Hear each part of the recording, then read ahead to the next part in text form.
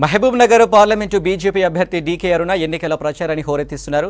మక్తల్ నియోజకవర్గంలో ఎన్నికల ప్రచారంలో పాల్గొన్నారు డీకే అరుణ.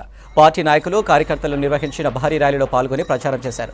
ఈ సందర్భంగా చిన్నారులతో కలిసి డోలు వాయిస్తూ కార్యకర్తలను ఉత్సాహపరిచారు డీకే అరుణ. కేంద్రంలో వచ్చేది బీజేపీ ప్రభుత్వమేనని ధీమా వ్యక్తం చేస్తూ మరోసారి మోదీని గెలిపించుకొని దేశాన్ని మరింత అభివృద్ధి చేసుకుందామన్నారు డీకే అరుణ. ఏ మూలకెళ్ళి అర్ధరాత్రి ఫోన్ చేసినా వాళ్ళకు స్పందించి వాళ్ళకి సమాధానం ఇచ్చి వాళ్ళ కోసం ఏ పని అడిగినా ఆ పనికి పరిష్కారం చేసింది.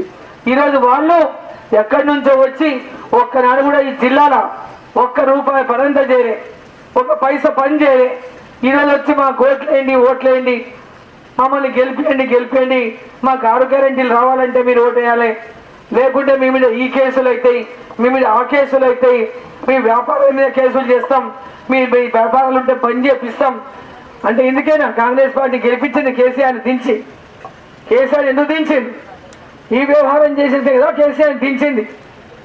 ఈరోజు మళ్ళీ వీళ్ళు వచ్చి కక్ష సాధింపులకు పాటుపడతామంటే పొయ్యి మేరలో కూడా అడుగు పెట్టనివ్వకుండా